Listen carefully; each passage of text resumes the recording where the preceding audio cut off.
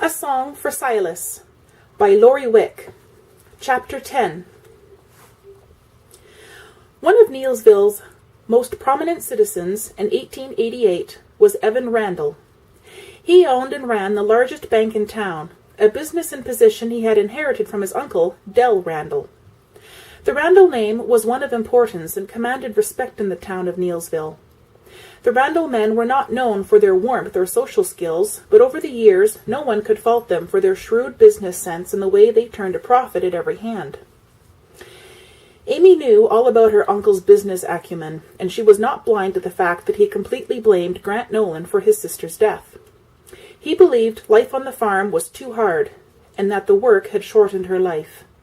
He was sure she would have stood stronger against the illness that claimed her if her life hadn't been so rough. In fact, he had never approved of the marriage between his sister Maureen and Grant, even before Grant began to farm. Older than Maureen by 5 years and already working under his Uncle Del at the bank, Evan's aspirations for his sister went much higher than a man who worked for one of the small logging firms in town. The fact that 18-year-old Maureen was head over heels in love with Grant Nolan, or that his Uncle Del had given his complete approval, made little difference. The whole idea was repulsive to him, and he was thoroughly against his beloved sister marrying someone he felt was beneath her. He rarely spoke to Maureen during the first 18 months of her marriage to "that logger," as Evan disdainfully put it, until Maureen presented him with a tiny blonde niece named Amy. Evan's heart melted at the sight of the little girl, and this was the Evan Randall Amy knew. He was never too rushed to talk with her. Opinions that he was cold were completely groundless in the presence of his niece. The plain truth was, Evan Randall was willing to do anything for her. The love Amy had for her uncle was straight from her heart, and she recognized that not even his sweet wife, Bev, received the special smiles she did, and this bothered her. Bev never seemed upset with her, or jealous, but to Amy it was obvious, and she was sure it was obvious to everyone else, that Evan Randall thought his niece most special as his sister had been. As Amy grew older, she began to see that Evan was pouring into her all the love he hadn't been able to give to his sister in the last 4 years. This special relationship between Amy and her uncle had always been a source of security and joy to her. But recently something had come up, and Amy was unsure how to deal with it. Worry invaded her peace. Amy was thinking of it, even as Silas pulled the team to a stop in front of a huge, white mansion. A deep, wide porch ran along the entire front of the majestic-looking home. Thick white pillars supported the flat porch roof that gracefully fronted the second-story windows. The tenuous thread that held the Nolan and Randall families together had been abruptly severed with Maureen's death, so Silas had never been here. He let out a low, appreciative whistle as his eyes moved over the exterior. Amy smiled with some pride. "It's beautiful, isn't it? My mother grew up in this house.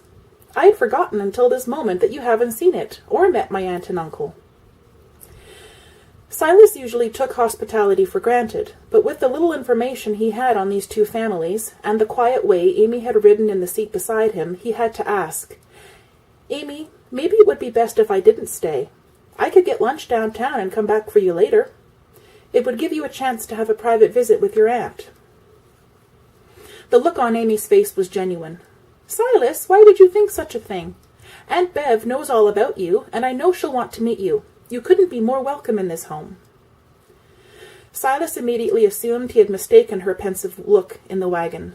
"Honestly, Amy, I meant no offense. It'll be a pleasure to meet your family." Amy stood and looked at Silas even after he lifted her from the wagon. Silas smiled into the light blue eyes regarding him so intently. She seemed very vulnerable to him at that moment.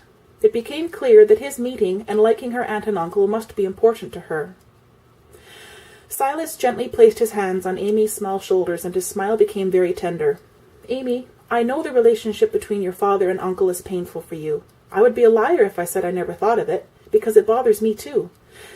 But I want to meet the Randalls. I know how special they are to you, and I'm sorry my question sounded so insensitive." After a moment, Amy smiled back. "You're always so logical, Silas. I think we get along very well together."